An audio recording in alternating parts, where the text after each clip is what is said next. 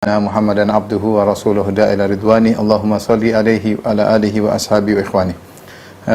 Ikhwan dan akhwat, para jamaah Masjid As-Sunnah Bintaro yang dirahmati oleh Allah Subhanahu wa taala, kita melanjutkan bahasan kita dari kitab Fiqhul Manhaji dan juga Al-Mu'tamad tentang fikih dalam mazhab Syafi'i, dan kita sampai pada pembahasan salatul khauf, yaitu salat al-khauf. Salatul khauf. Khauf artinya adalah takut, ya. Takut. Diambil dari firman Allah Subhanahu wa taala, wa in khiftum farijalan aw rukbana.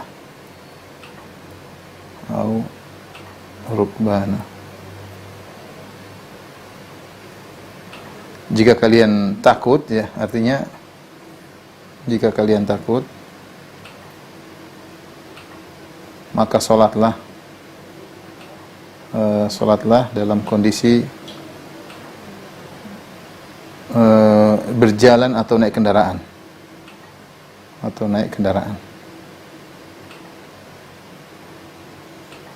Ini kenapa disebut dengan solat khauf, yang artinya adalah takut. Jika kalian takut. Fa in khiftum, ya, ini fa in khiftum farijalan aw rukbana.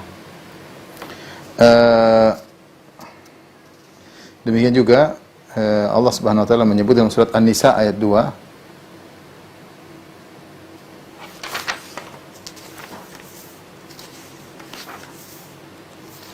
ini tadi surat Al-Baqarah 239, ini Quran Al-Baqarah, lihat ayat 239. Dalam ayat yang lain Allah sebutkan juga dalam surat An-Nisa, ya. Jadi dua model surat khauf, ya. Dua model surat khauf dalam Al-Quran. Ini model pertama.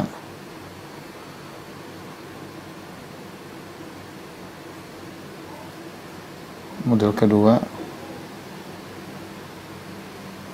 dalam surat An-Nisa ayat 102.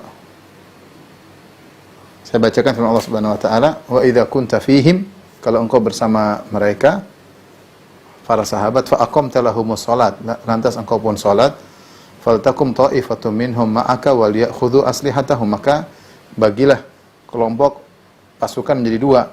Kemudian pasukan pertama salatlah bersamamu sambil membawa senjata mereka. Fa idza sajadu falyakunu mi waraikum wal ta'ti ta'ifatun ukhra lam yusallu falyusallu ma'aka. Maka datanglah, mereka sudah sujud, mereka selesaikan salat mereka, kemudian mereka pergi melawan musuh, dan kelompok yang lain yang belum salat masuk bersamamu, kemudian salat bersamamu. Intinya ini model kedua. Model kedua yaitu kondisi masih memungkinkan. Ini kondisi tidak boleh ditinggalkan dalam kondisi apapun. Ini dalil bahwasanya salat tidak boleh ditinggalkan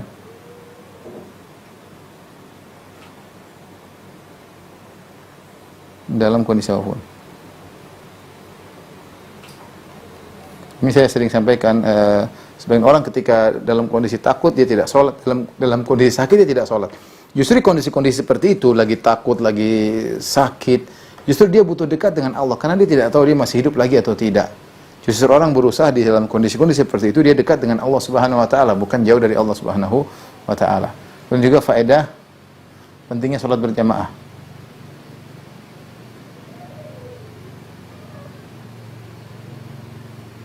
Bahkan dalam kondisi genting tetap sholat berjamaah. Tetap Nabi sallallahu alaihi wasallam perhatian dengan sholat jamaah.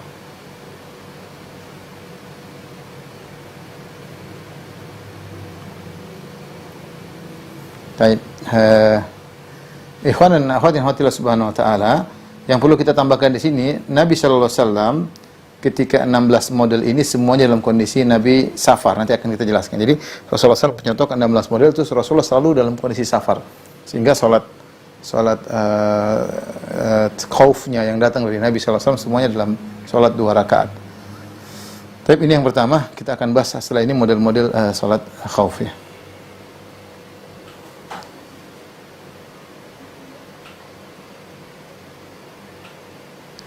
Sebelum kita lanjutkan tentang model-model salat khauf, ikhwan dan akhwat yang dirahmati Allah Subhanahu wa taala, sebab salat khauf ya. Sudah.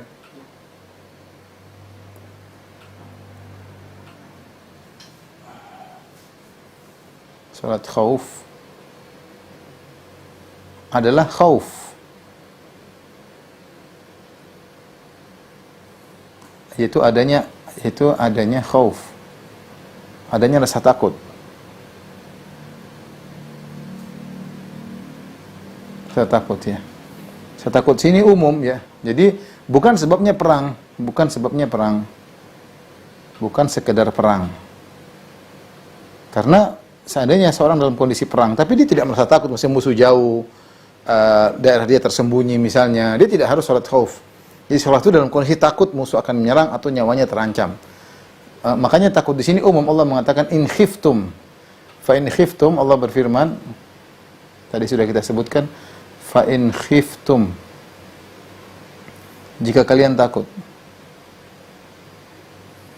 Nah, di sini takut apa? Tidak disebutkan. Takut apa? Tidak disebutkan. Objeknya, maf'ul bihnya tidak disebutkan. Sehingga berlaku kepada keumuman. Takut tersebut umum. Makanya para ulama menyebutkan takut sini banyak. Bisa takut terhadap dirinya. Dia bisa takut misalnya kata para ulama dikejar oleh binatang buas, dia bisa salat khauf dengan rijalan aw rukbana. Atau dia takut misalnya ada orang dia harus menolong, ada orang yang mau meninggal, dia takut orang itu meninggal, maka dia bisa sholat khauf ya, sambil berjalan sambil menolong orang tersebut, kemudian melanjutkan sholatnya. Sampai sebenarnya mengatakan demikian juga kalau gempa dia takut dia akan tertimpa dengan dia boleh kabur, kemudian dia lari sambil sholat, melanjutkan sholatnya. Jadi dalam kondisi takut baik tentang jiwanya atau takut menyelamatkan orang lain ketika sedang sholat ya. Misalnya ada orang dalam kondisi bahaya, maka dia bisa tolong meskipun dia rubah tata cara sholatnya, maka ini tidak mengapa. Jadi takut di sini umum ya, yang penting bisa takut terhadap jiwanya, mengancam jiwanya, dan dia harus melakukan sholat dengan sholat khauf, terutama sholat khauf yang farijalan aw rukbana, berjalan atau dalam kondisi naik kendaraan, maka tidak jadi masalah ya. Jadi bukan hanya sekedar ada perang, karena perang bisa saja orang dalam kondisi perang tapi dia tidak perlu sholat khauf karena misalnya markasnya aman misalnya, atau artinya tidak ada rasa ketakutan di situ ya. Taib. Jadi masalah salat khauf terkadang dalam Al-Qur'an dalam 2 ayat, kemudian juga datang dari para sahabat, di mana para sahabat melaksanakan juga salat khauf setelah sepeninggalnya Nabi sallallahu alaihi wasallam ya. Dan kemudian ijma' para ulama tentang disyariatkan salat khauf.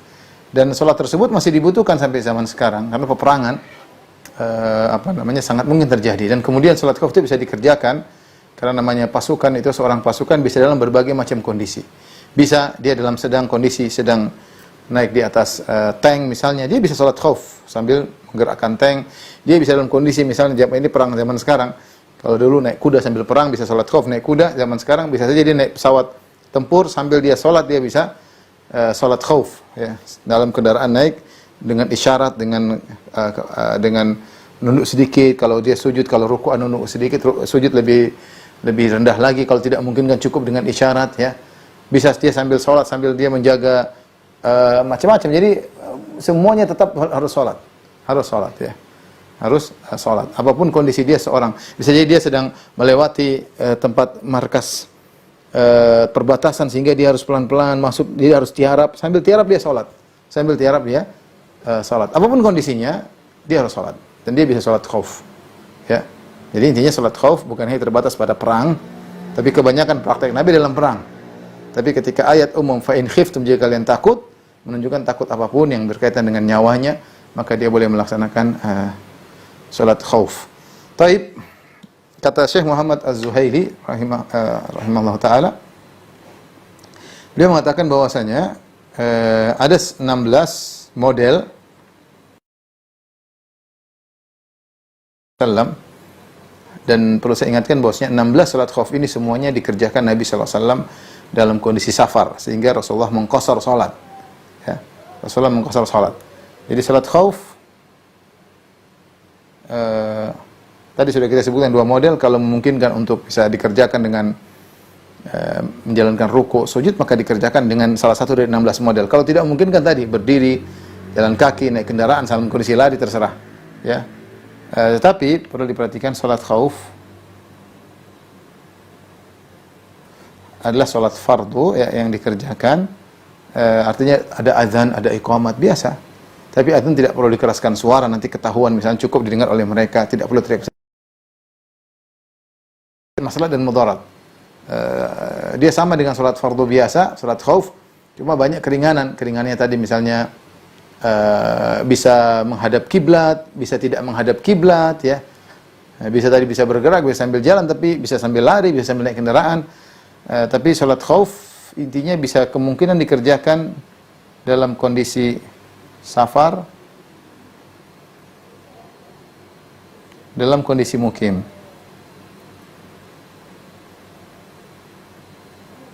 Tidak merubah jumlah rakaat. Dalam kondisi safar maka 4 rakaat dikosor jadi 2 rakaat.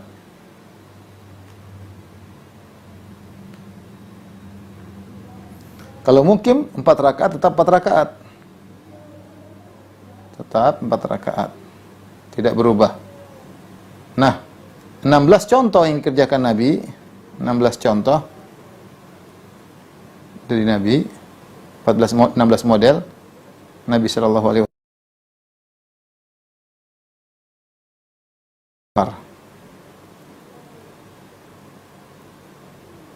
dalam kondisi safar. Ya, karena perang bisa terjadi, musuh menyerang ke negeri kita sehingga kita tidak dalam kondisi tidak bersafar, ya, atau bisa jadi kita harus keluar dari kota kita dalam kondisi bergerilya misalnya, maka terkadang diperlukan salat khauf, ya. Taib, kata beliau, wakhtara Syafi'i rahimahullahu taala minha thalathata anwa' fi halati adamil tilhamil qital. Imam Syafi'i memilih dari 16 itu ada 3 model, ya. Artinya 16 semuanya boleh dikerjakan, tidak ada masalah siapa model yang mana. Tapi beliau memilih dari 16 ini 3 model, ya. Dalam kondisi tadi ketika tidak bercampur baur dengan musuh. Kalau bercampur dengan baur dengan musuh tadi, farijalan aw rukbana, mau jalan kaki, mau naik kendaraan, enggak ada masalah, mau dengan isyarat, bahkan kalau tidak bisa tunduk dengan isyarat mata, pokoknya kerjain sholat. Tapi dalam kondisi tadi yang mungkin untuk melaksanakan ruku dan sujud, maka 3 model dipilih oleh Imam Syafi'i rahimahullahu taala, yang di mana Rasulullah SAW pernah sholat di Batn Nakhl, kemudian juga dalam perang Zatul Riqa, kemudian ketika di Usfan. Semuanya datang dalam hadis yang sahih dalam Sahihain. Ya.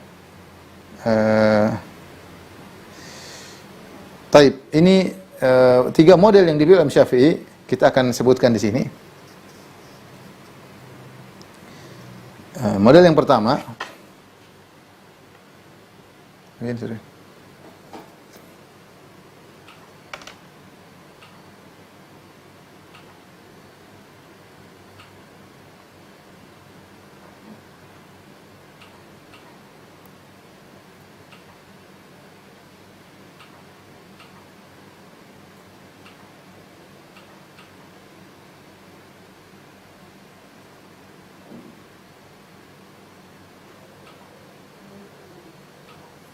tiga model salat khauf ketika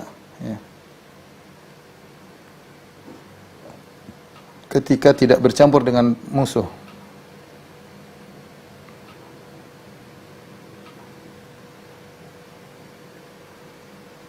Yang dipilih oleh Imam Syafi'i.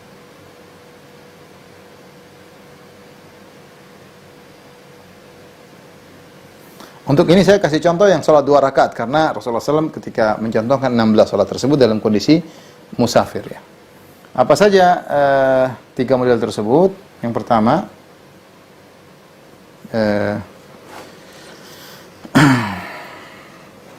ini salah satu tafsir dari zahir firman Allah dalam surat An-Nisa 102. Kata Allah Subhanahu wa taala, "Wa idza kunta fihim fa aqamta lahumus salat." kalau kalian sedang bersama mereka, bersama pasukan, lantas engkau mendirikan salat. Faltakum ta'ifatun minhum ma'aka wal ya'khudhu aslihatahum. Maka hendaknya sekelompok dari mereka salat bersamamu dengan membawa senjata mereka. Di sini disebutkan itu terutama kalau jumlah kaum muslimin banyak. Ya. Jadi caranya imam atau sang imam membagi pasukan menjadi dua kelompok. Kelompok yang satu menghadapi musuh, jaga-jaga. Yang satu kelompok yang lain, kelompok yang kedua, sholat bersama imam. Ya. Maka imam sholat sampai selesai. Ya. Jadi model pertama ini jamaah atau pasukan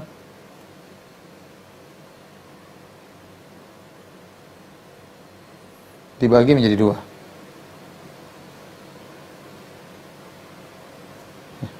Pertama, menjadi dua kelompok. Kelompok pertama, kelompok kedua.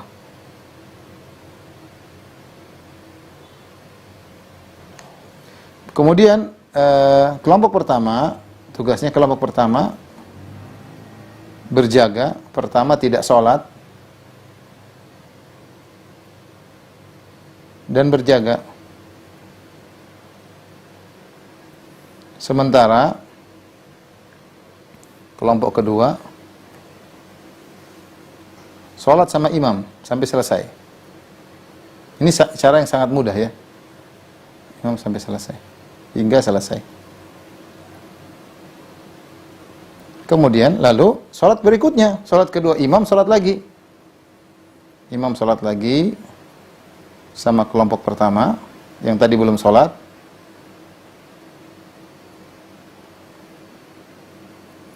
Yang tadi belum sholat, yang tadi berjaga. Sementara kelompok yang sudah sholat sekarang gantian berjaga. Jadi sederhana, yang sudah sholat gantian berjaga. Mudah sekali, ini sederhana. Jadi tinggal ada kelompok bagi dua. Kelompok A, kelompok B. Misalnya pasukan 100, 50 sama 50. Nah, imam sholat ya bersama 50 orang. Kalau memungkinkan menghadap kiblat itu yang terbaik. Kalau ternyata musuhnya misalnya di sebelah kiri kiblat, tidak apa-apa, dia menghadap musuh. Jadi tidak harus menghadap kiblat karena gugur kewajiban. Kalau bisa menghadap kiblat yang terbaik, tapi kalau dia menghadap kiblat khawatir terjadi penembakan atau yang lainnya, ya apalagi seperti ini ada dua model yang kelompok yang 50 yang lain berjaga. Jadi tetap saja bisa jaga kiblat untuk menjaga kelompok ini. Jadi imam sholat 2 rakaat bersama makmum karena mereka sedang bersafar. Kalau 4 ya 4 rakaat. Kemudian salam sama-sama salam selesai. Kemudian datang kelompok kedua sholat lagi imam. Jadi sholat yang kedua imam adalah sholat sunnah.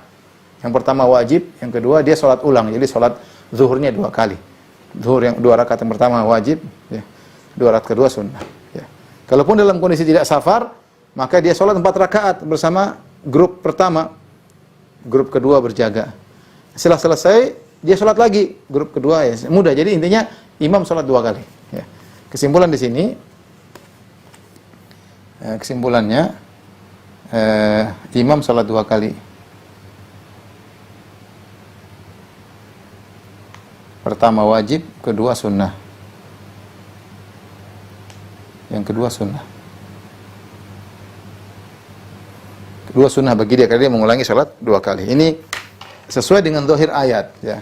Kalau wa idza kunta fihim fa aqamta lahum shalat, jika engkau bersama mereka dan kau dirikan salat, faltakum ta'ifatun minhum ma'aka, maka sekelompok dari mereka hendaknya salat bersamamu. Ya. Kemudian kata Allah, fa idza sajadu falyakunu mi waraikum. Kalau mereka sudah sujud dan sudah selesai, maka gantian mereka mundur. Wal ta'ti ta'ifatun ukhra lam yusallu, maka datanglah kelompok satunya salat bersamamu. Kau salat 2 kali. Wal ya'khudhu hidrahum, tetap waspada. Ya boleh tidak menghadap kiblat, waspada ya. Intinya menghadap kiblat atau tidak jadi masalah. Kalau memang perlu untuk tidak hadap kiblat, tidak harus menghadap kiblat. Ini model yang pertama. Model yang kedua, di antaranya Sama, jamaah dibagi menjadi dua kelompok.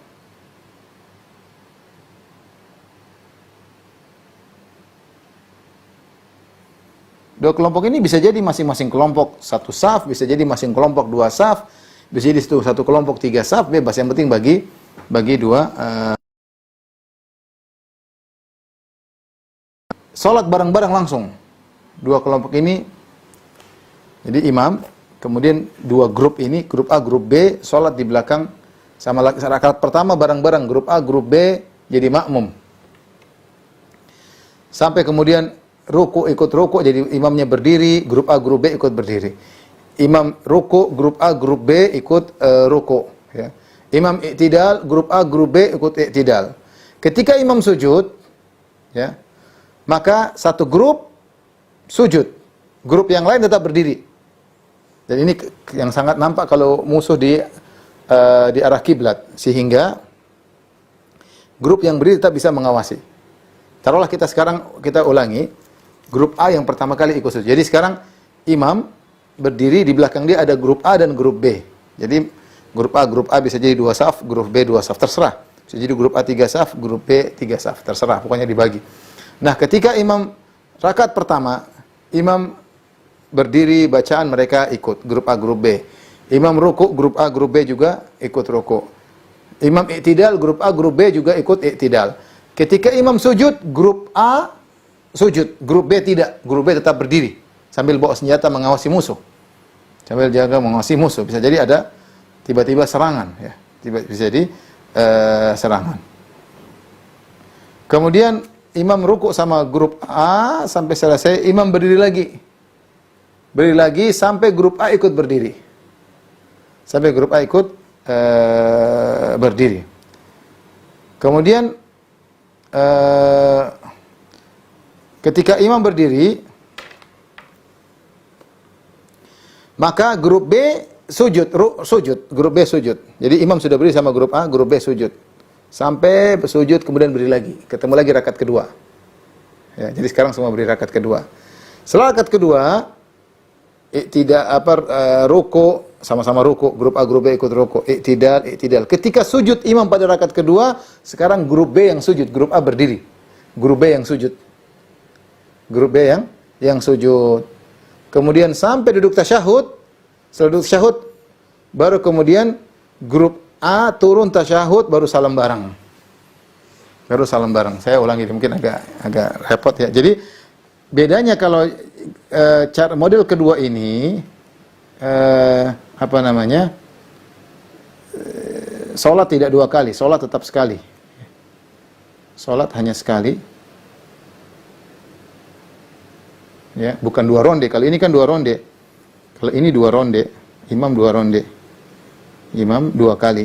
Kalau ini hanya sekali, satu ronde aja. Mungkin kurang enak dibilang satu ronde. Hanya sekali. Imam dua kali sholat. Adapun cara kedua ini, imam sholat hanya sekali sehingga jamaah lebih banyak. Sehingga jumlah jamaah lebih banyak.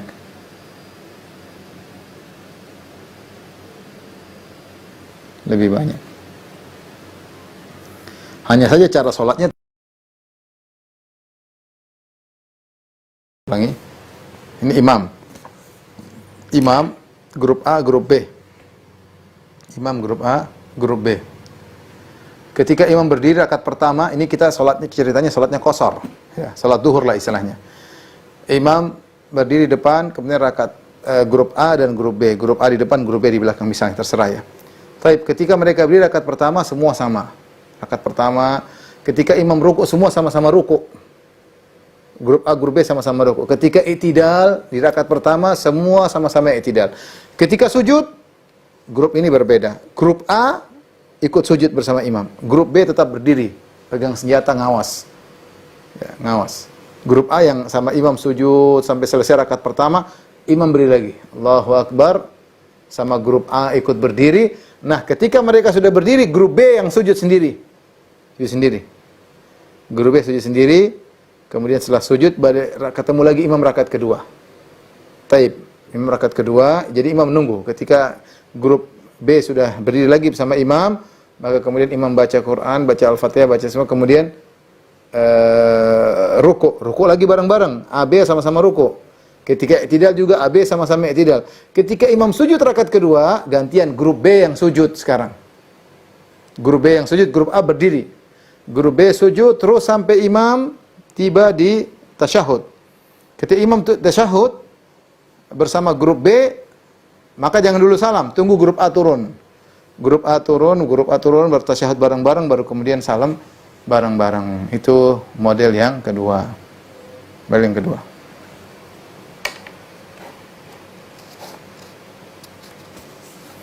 Adapun model yang ketiga,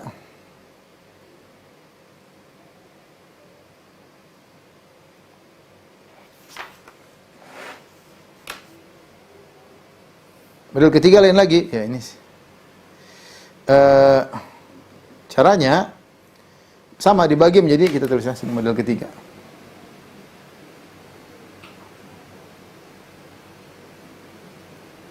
Jamaah dibagi jadi dua, sama. Dibagi dua kelompok. Tapi cara pelaksananya beda ya. Jadi caranya imam sholat dengan kelompok pertama ya. Kemudian ketika imam berdiri pada rakaat kedua, jadi rakaat pertama sama, jadi pisah dulu grup A, grup B. Sekarang imam sholat sama grup A, grup B berjaga. Grup B berjaga. Ini kayak paduan antara model pertama, model kedua. Ini paduan model pertama, model kedua. Caranya gimana? Imam bersama grup A sholat, bersama grup A sholat 2 rakaat kan qashar. Ketika ruku i'tidal sama grup A, sampai sujud. Ketika berdiri rakaat kedua berdiri.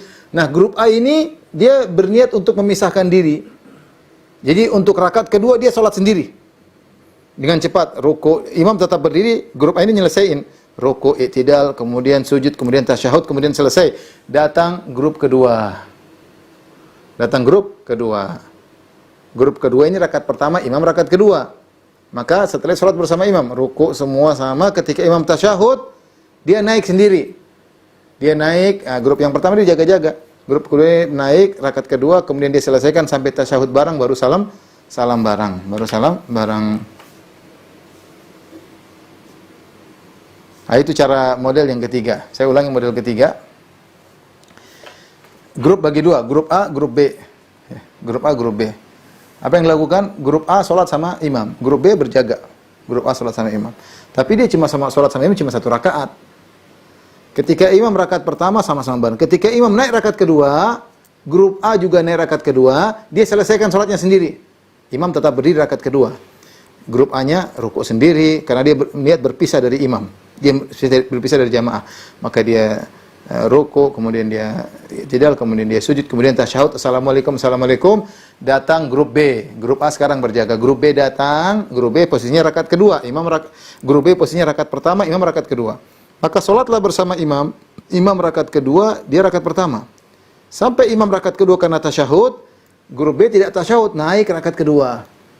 Naik rakaat kedua, kemudian grup B ini sholat sendiri sampai bertemu dengan imam pada tasyahud. Kemudian sama-sama tasyahud. Maka itu model ketiga. Ini 3 model yang dipilih oleh Imam Syafi'i rahimahullahu ta'ala. Kesimpulannya, ini dilakukan oleh Nabi ketika dalam Zatul Riqa. Ini 3 model. Model 16, tapi ini 3 model ya. Saya ulangi gampangnya. Model pertama, grup bagi 2, grup A, grup B. Imam sholat 2 kali. Imam sholat bersama grup A, selesai, datang grup kedua, imam sholat lagi. Yang pertama imam sholatnya wajib, yang kedua imam sholatnya sunnah, tapi bagi grup B adalah wajib. Mudah yang pertama. Imam sholat 2 kali. Sholat bersama grup pertama, sholat bersama grup kedua, grup A, grup B masing-masing. Model yang kedua, ya, jamaah tadi dibagi menjadi, model yang ketiga tadi jamaah dibagi menjadi 2. Yang kedua jamaah bagi 2, tetapi ketika imam ruku, maka ada grup 1 yang tetap berdiri, grup 1 ruku bersama imam, grup B berdiri, kemudian grup A naik, ya, nanti gantian. Grup B yang kemudian ruku bersama imam rakaat kedua, ya. Kemudian pada rakaat model ketiga beda lagi. Model ketiga, grup A bersama imam, kemudian grup A menyelesaikan sendiri, pisah jamaah, kemudian pergi datang grup B, sholat bersama imam, nanti salam bareng.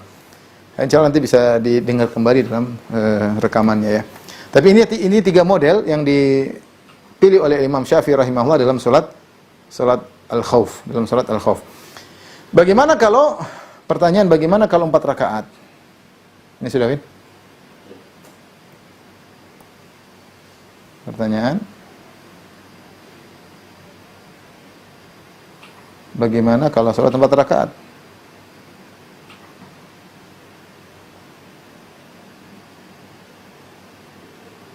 Di dalam kondisi mukim. Pasukan dalam kondisi mukim. Yang kedua, bagaimana kalau salat maghrib? Yang 3 rakaat.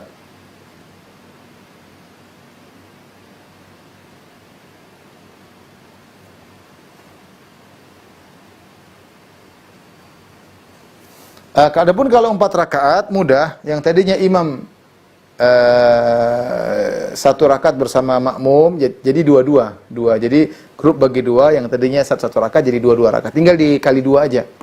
Seperti tadi misalnya model pertama. Kalau model pertama tadi ketika sholat 2 rakaat, imam sholat 2 rakaat bersama grup A, kemudian imam sholat lagi bersama grup B 2 rakaat. Nah kalau 4 rakaat ya, imam sholat bersama grup A 4 rakaat, imam sholat lagi bersama grup B 4 rakaat. Ini model pertama ya. Kalau model ketiga, ya mudah, imam sholat bersama grup A 2 rakaat, untuk rakaat ketiga dan keempat, grup A menyelesaikan sendiri, kemudian pergi.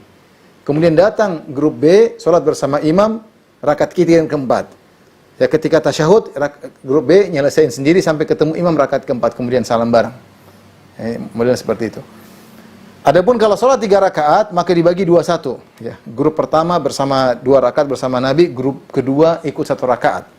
Jadi baginya bukan 2-2 tapi 2 dan 1. Jadi dibagi 2 rakaat dan 1 rakaat. Jadi grup B nyusul di rakaat ketiga. Grup B nyusul di rakaat ketiga. Baik. Inilah tata cara sholat, dan disunahkan sholatnya diringankan, tidak dipanjang-panjangkan, diringankan karena kondisi mendesak, dalam kondisi berbahaya, sehingga tidak perlu sholat dipanjang-panjangkan, sholat diringankan karena kondisi dalam berbahaya ya, jangan dipanjang-panjangkan. Taib.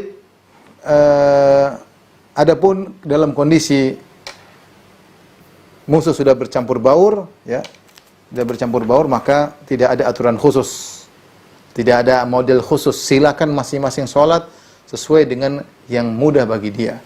Dalam kondisi berjalan kaki silakan, dalam kondisi naik kendaraan silakan, ya, dalam kondisi menghadap kiblat silakan, dalam kondisi tidak menghadap kiblat silakan. Dalam kondisi tidur, dalam kondisi jongkok, dalam kondisi berbaring, dalam kondisi tiarap, dalam kondisi apapun. Mau dengan mengisyaratkan kepala, kalau tidak bisa dengan mata, apapun yang penting dia sholat. Tidak bisa isyarat, maka cukup dengan mulut silakan. Allah berfirman, فَإِنْ خِفْتُمْ فَرِجَالًا أَوْ رُكْبَانًا. Jika kalian dalam kondisi takut, silakan sholat dalam kondisi berjalan atau dalam kondisi naik kendaraan. Ikhwan akhwat yang dirahmati Allah Subhanahu wa taala. Sebenarnya ulama berpendapat jika memungkinkan sholat tersebut di jamak takhir, ya maka tidak perlu sholat khauf, sehingga bisa di jamak takhir dan dikerjakan dengan yang baik, cara yang baik, dengan cara biasa jika memungkinkan untuk jamak takhir. Kalau tidak memungkinkan tadi sholat khauf pada masing-masing waktunya, ya. Kemudian yang berikutnya, jika ternyata ketika sholat khauf tidak mungkin lagi untuk mikir, untuk baca Al-Fatihah sudah nggak bisa karena repot, senjata ke sana, perang, terkadang dia nggak mungkin mikir. Ketika sedang mainkan pedang, sulit untuk mikir Al-Fatihah, sementara konsen untuk apa? Konsen untuk berperang. Dalam kondisi demikian, sebenarnya ulama berpendapat meskipun ternyata dia tidak bisa sama sekali, dia tetap mengqadha di waktu yang lain, ya. Dia tidak bisa sholat, meskipun sholat khauf dia tidak mampu. Kalau tidak mampu sholat khauf, apa yang terjadi? Dia qadha di waktu yang lain. Ini pernah dilakukan oleh Nabi SAW dalam perang Khandaq. Kata Nabi SAW, "Syaghaluna an salatil wusta salatil asr." Ya, Rasulullah SAW tidak sempat sholat asar, padahal sholat asar tidak bisa dijamak dengan maghrib. Akhirnya Rasulullah SAW pun sholat asar di waktu maghrib. Padahal kan sholat asar tidak bisa dijamak dengan maghrib, dan Rasulullah tidak bisa melaksanakan sholat khauf. Kenapa? Karena mereka menghujami anak panah terus sehingga Rasulullah tidak sempat. Tidak sempat. Nah, ini dalam kondisi seperti ini kata para ulama, jika seorang misalnya dia lagi konsentrasi untuk mungkin lagi nembak atau lagi naik pesawat tempur, tidak bisa konsentrasi baca Al-Fatihah, tidak tahu dia nggak bisa konsentrasi rakaat pertama, rakaat kedua, nggak bisa sama sekali, maka dia boleh menunda meskipun keluar waktu. Allah alam bisawab. Inilah ikhwan dan akhwat yang dirahmati Allah Subhanahu wa taala yang bisa kita sampaikan tentang salat khauf. Insyaallah pada pertemuan berikutnya kita akan bahas tentang salat Jumat. Allah taala alam bisawab. Kalau ada yang bertanya saya persilakan.